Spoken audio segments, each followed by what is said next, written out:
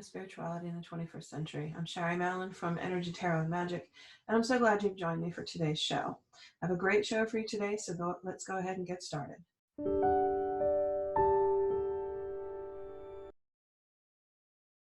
This week's energies include the new moon in Pisces on the 23rd. This is a very special new moon with both Neptune and the Mercury retrograde in Pisces with this moon, and it's time to invoke change in your life. With heightened senses of sympathy and spirituality, there's a willingness to sacrifice the self in favor of something bigger. So if you're feeling like maybe focusing on yourself is too small, now's the time to go ahead and expand. We will be awakened to gentler ways of being, and it's a time to look at the world in a more idealistic way. So we've all been kind of bombarded with reality lately. Maybe it's time to be just a little more realistic. This new moon could add hope and acceptance as we surrender and renew our resolve with genuine and realistic faith.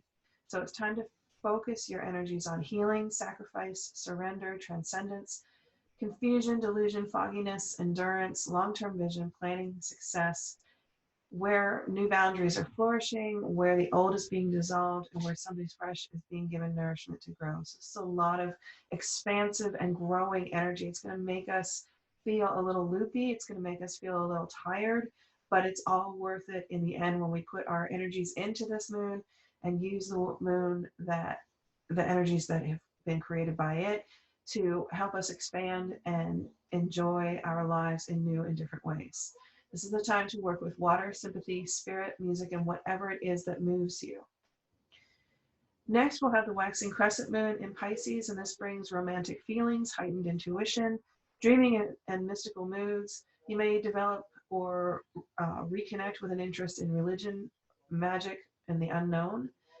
People will become softer and more tender and more sentimental, so it's time to be sure that you're speaking kind words, because they will be received in a much more energetically aligned way with this kind of moon. Give compliments to your loved ones, have deeper understanding of hidden meanings in life and events. Intimate perception of beauty, art, poetry, and music is going to be part of this energy.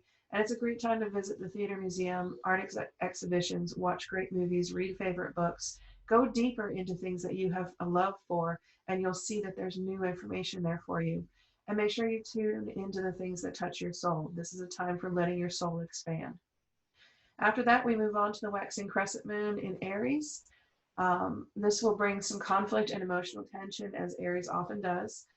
People become short-tempered, and this is going to be a heavily charged change from what it is that you're seeing up to this point. So where you've been gentle with people, they will suddenly turn and be a little more combative with you. Don't take it personally. It really is the energy. It's time for some to show fearlessness and readiness to act in extreme situations. And even the nicest people will possibly be mean at this particular time. And again, it's energy. Don't take it personally. It's time to shake off old problems, ditch the weight of tiresome responsibility. If something's not serving you anymore, it's really time to let it go. Free yourself from everything that bothers you and makes your life uneasy. Practice your self-control. This is a time not to indulge yourself, but to make sure that you have locked down a little bit on the energy that you're spewing out. And limit exposure to stress. I know that can be very difficult. Maybe it's a good time to start a meditation practice, something that will help you mitigate any stress that's in your life. And remember that stressing over things doesn't necessarily make them better. It really only stresses you out. If you cannot affect something, it's time to just let it go. And the final energies for the week include the waxing crescent moon in Taurus. The tension of the Aries energy will fall away. People will calm down, become more peaceful, feel stable and secure. And that stable and secure thing is a lot of times where people lash out. If they don't feel stable and secure, they will lash out at you. There is a tendency to slow down thoughts and reactions that can make people seem inert or difficult to motivate. These are good days for resting and recharging. It's time to take care of your home, run errands, restock supplies, dedicate working time to routine maintenance. So those things that you've been putting off because you just have other things you want to do, now's the time to go ahead and do them. It's time to, do your laundry and make sure you empty the dishwasher and take care of your home space and the spaces around it so that you can deal with the energies instead of stressing over small details. It's a good time to postpone important business, the signing of important papers, things like that. The energy is just not conducive to good outcomes in that area. This week we have an additional challenge in the energies that we don't always have. Mercury has gone to retrograde, which means it appears to be moving backwards in its orbit, even though it really isn't. Now, some of the common themes that come up when Mercury goes retrograde is that we have trouble communicating. Technology tends to fail. These are all things that make people stress and feel like Mercury retrograde is a punishment, where this one in particular you can use to your advantage. Mercury in Pisces brings about an appreciation and a love from art, mysticism, psychology. Your intuition will be more sensible and your ideas and solutions will come to you more easily. So be open and available for that kind of energy as we work through this particular retrograde. Keep your mind conscious and present during the retrograde. Make a conscious effort to stay in your present. Don't let your head kind of wander off. And try to avoid pessimism and self-sabotage. So if you find yourself saying negative things to yourself, it's time to cut that out for lots of reasons, not just the retrograde. And try to keep a positive outlook. Even though you feel like things are failing, you feel like your communication is just not clear, it's still important to stay positive. Mercury retrograde in the water signs in particular, and specifically in Pisces, can reflect on the quality of the life that you deserve. So if you feel like you're not living the life you want, now is a great time to reevaluate. Decide what you do want, decide what you are willing to have and not have, and go from there. Everything is not as it seems due to psychic interference. So especially for those of us who are sensitive, this time feels weird, and it's going to make you feel as though the gifts you know you have are not working right. It's all an illusion. Take time, focus, center, ground, and concentrate on your present. Look at what is, not what you wish it were, and not what you wish it were. You're going to have great emotional intensity, so you want to avoid arguments in the family if you can, and look for methods to channel your feelings positively. So if you're not feeling particularly positive on your own, it's time to go out and connect with people who do make you view the world in a more positive way. Due to the Mercury being square to the moon, we are going to have some challenges in communication. You'll often feel an inner conflict between your thoughts and your feelings, and this can lead to anxiety, indecision, moodiness, and parochialism. The moon, when it's square to Mercury, creates a high degree of tension between heart and mind and sets up an internal debate between your thoughts and feelings. This retrograde will help you openly and honestly share your feelings, and messages given and received can be less thoughtful and caring than intended. So be careful how you phrase things, and also don't take things immediately personally if they come in and they seem just a little more rough than you're used to receiving from that person. Moodiness can lead to disagreements that are harmful to intimate relationships. So remember that when you're starting to feel low, it's good to speak that to your partner rather than let it just build. The key to avoiding arguments and strained relationships during this retrograde is to stay calm and think before you speak. I know that's the key to pretty much avoiding an argument, but during the retrograde, it's especially important that you keep yourself calm and make sure to take time to think before you speak.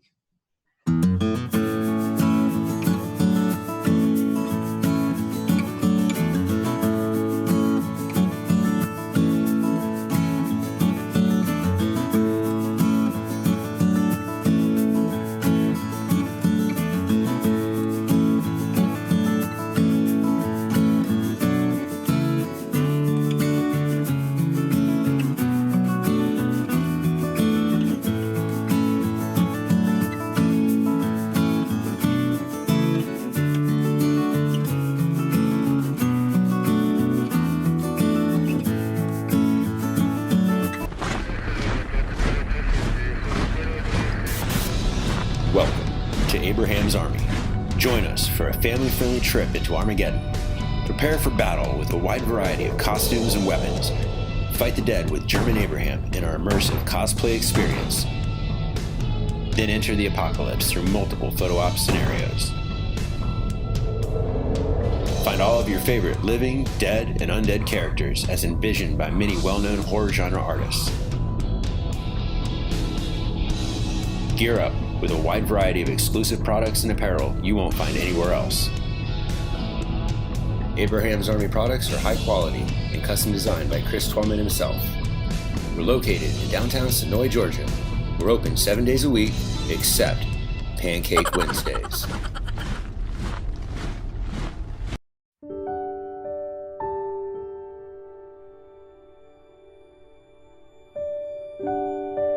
So with this new moon that's starting on Sunday, the 23rd today, you're going to find that the energy is going to be so big that you're going to want to work with it. Some crystals that you can work with for new moon in Pisces include moonstone for insight, chrysocolla for compassion, emotional support, working with water goddesses, which is something that you may want to do at this time, and intuition. Aquamarine for water element connection again, courage, adventurousness, emotional balance, and willingness to let go and go with the flow. Hematite for grounding. This has come up a couple of times this week. It's also going to appear in the Crystal Guidance Oracle Outlook that we have for this week. It's important to, when you're working, especially with the Pisces energy, to stay grounded, because otherwise you'll be overwhelmed with the emotional content that comes with it, Pisces energy. Green aventurine is great for abundance, openness, willingness to receive, honoring the needs of the self, vitality, and positivity and positive vibes. An Apache tear for gentleness, shadow self-healing, letting go, releasing the pain of old wounds or grief, steadfastness in facing your truth, and emotional support. So you'll see that all of these crystals are tied to either water energy or the energy that just fills you with emotion. And it's a really good idea to work with these at this time so that you can connect and then work with rather than be overwhelmed by these energies. So we're going to take Moonstone, Chrysocolla, Aquamarine, Aventurine, Apache Tears, and the Seed of Life grid, which I can link to in the description of this video. You're going to want to set that grid up. And again, setting up grids is all about where do you want to put the stones? How do they feel good to you? So don't worry if you're doing it right or wrong. If you've got stones out and you're working with them, you're doing it right. And then you're going to want to put it somewhere between on Sunday, Monday, or Tuesday, where it can absorb the moon's energy. Maybe put it near a window, where this moon can shine on it for Sunday, Monday, and Tuesday. If you can only get it one of those days, that's great. If you can't get it any of those days, that's still fine. But it's a way for the grid to absorb more of the moon's energy. Once you've gotten to Wednesday, it's going to be important to move that grid somewhere in your home where you find emotions seem to kind of get upset throughout the week, and let that energy sit there and kind of help to calm the space. So create your grid, charge it with the moon, and then get it set out somewhere where you can actually use that energy. Okay, so we're going to put together the crystal grid for the new moon. And this is the Seed of Life grid. This is my aventurine, my moonstone, hematite, Apache tears, chrysocolla, and aquamarine. And again, as I've said before, you don't have to have the biggest, most perfect pieces of stone for them to be useful. The energy is there no matter how big, how pretty, how broken, how small, whatever it is, it works.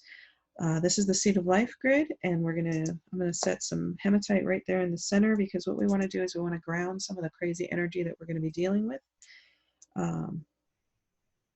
And I have just a few more pieces I would like to place. There we go.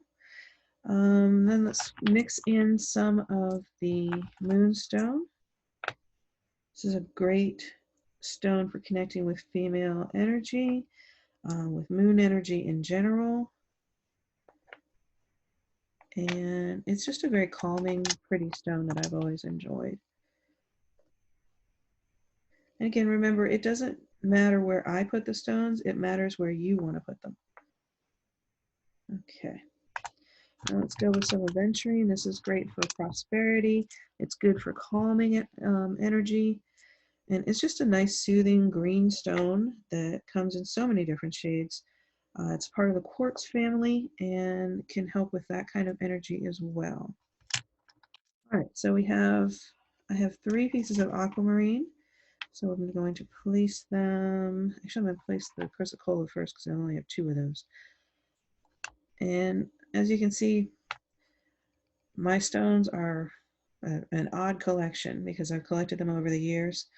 And put the aquamarine there and there. And again, I keep my stone grids inside this box because we have dogs with long tails and I don't want to have to be picking up crystals from the floor.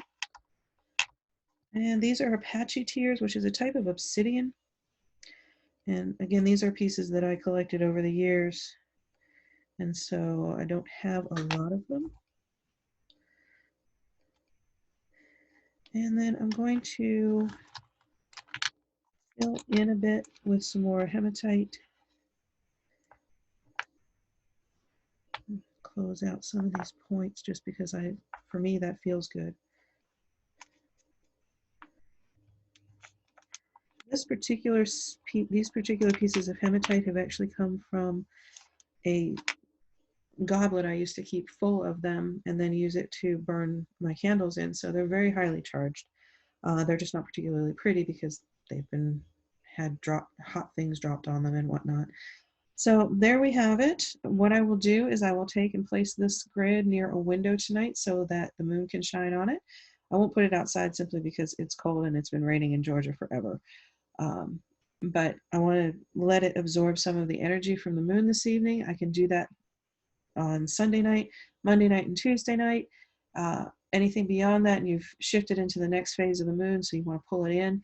And then keep this either in your sacred space or somewhere in your home where you may find it's been a little contentious and you want to calm the energy. This would be a great grid for that.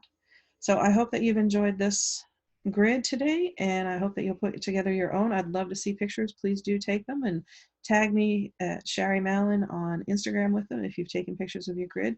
I'd love to see them. As far as herbs that you can work with during this time, there are some great ones. Chamomile, peppermint, rose.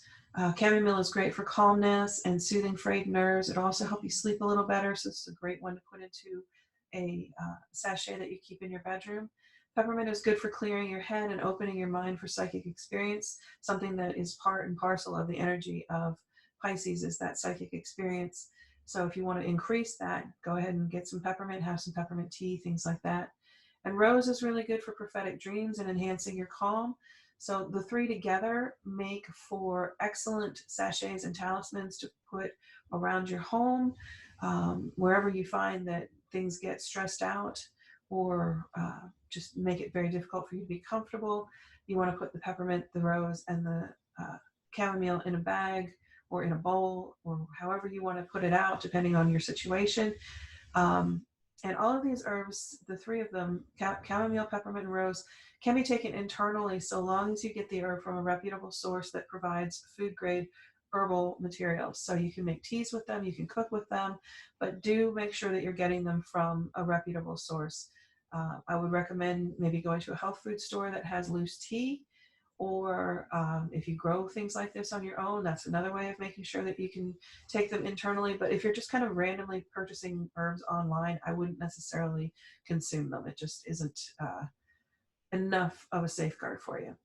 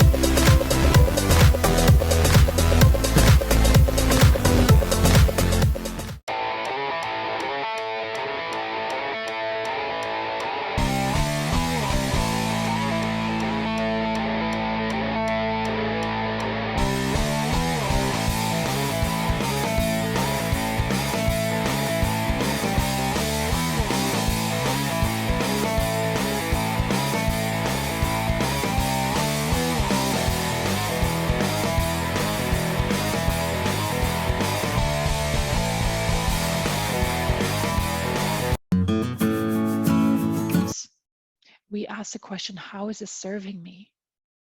What is my body trying to tell me that is not working in my life? And so how we stand in life, how we feel as human beings. Are we just marionettes in somebody else's play of life? Or we embrace the knowing that we are co-creators of our own life, our soul's journey? That makes a huge difference in the questions that we ask. So either we will look outside, we put the authority of ourselves outside, or we put our gaze inward. And so it doesn't mean that I cannot rely on the amazing, technology and medical advancements, but it doesn't take away my responsibility to look inside and see how I am co-creating my life. Mm-hmm. Does that make sense? It does, absolutely. So let me kind of recap just a little bit of that last bit, is that there's no reason not to go to a specialist if you feel that that specialist can help you, as long as you are also willing to take responsibility for what you do, what you think, and what you feel, and how that has an effect on your physical body. Yes, and often it's hidden, right? It's unconscious. Absolutely. And that's one of the reasons, why I chose the path of life that I'm on right now, is my own healing journey, but also my heart breaks to see how chronic pain is just spreading like wildfire.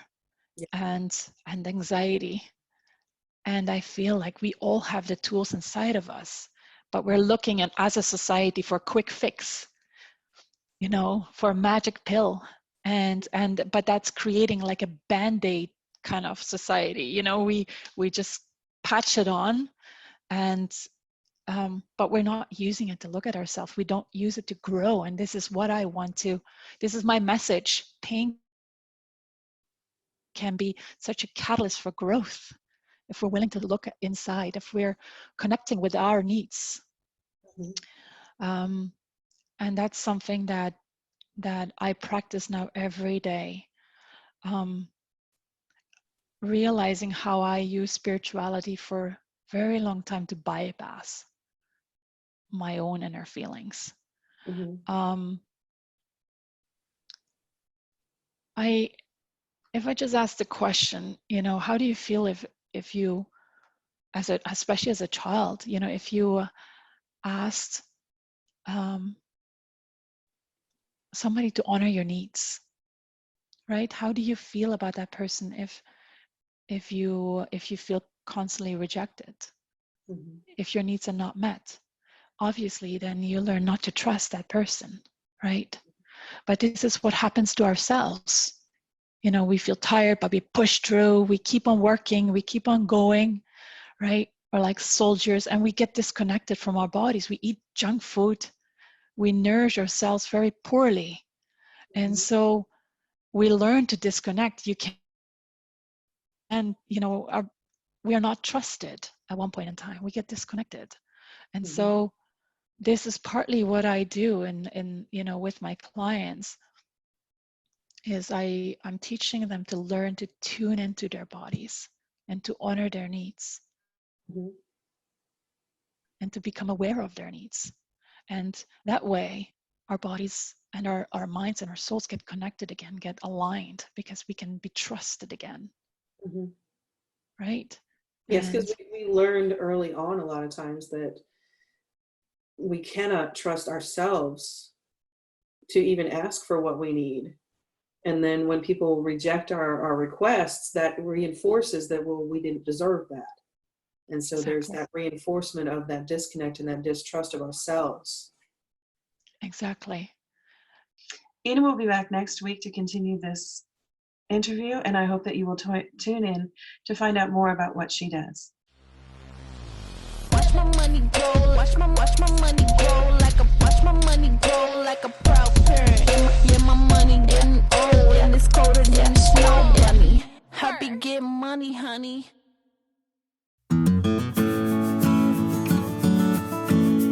This week we have the new moon in Pisces on Sunday, February 23rd at 10:32 a.m. So right about this time. Detoxification is in effect. This is a great energy moon to be releasing and letting go of things. It's also the right energy for invoking change. You can become more sympathetic, be more spiritual, be willing to sacrifice yourself in favor of something larger, and be more gentle with yourself and others. These are all great energies to work with during this time. What you should be working on during this new moon, focus on the Pisces themes. What can you heal? How can sacrifice make your life better? How can surrender make your life better? What role does transcendence play in your life? How can you eliminate confusion, change delusion to something that is real, and work with that kind of fogginess that comes with this energy? And then you want to pair that up with your Capricorn themes. So you want to work on your endurance, your long-term vision, planning, and success. And I know the two energies seem like they don't work well together, but if you take it slow and give yourself the ability to forgive yourself when things don't go exactly right, you can work with these energies together.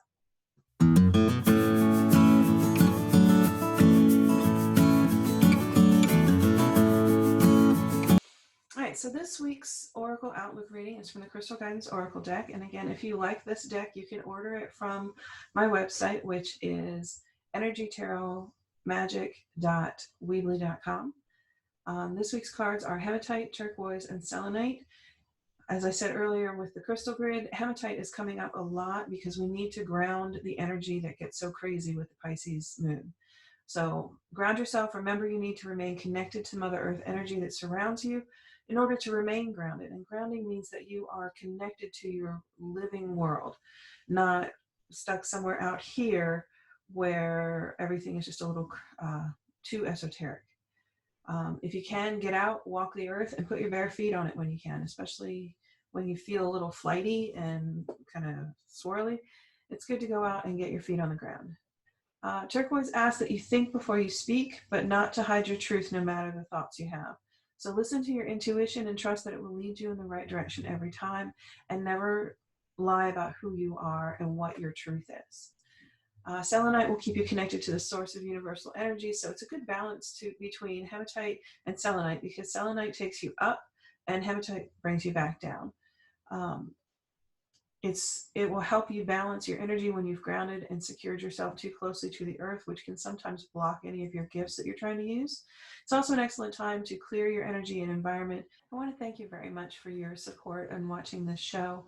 And I hope that you are following me on Facebook and Instagram so that you can get the free information that I share regularly. On Facebook, you can follow either Spirituality in the 21st Century or Energy Tarot and Magic. On Instagram and YouTube, you can follow Shari Malin. It's ShariMalin. And I would be happy to have you join me in any of those places. I also offer you the opportunity to send any feedback you might have. If you'd like to email any feedback, it's sharimalin@gmail.com. And I would love to hear from you. So thank you again for joining me for this week's show, and I look forward to seeing you again next week.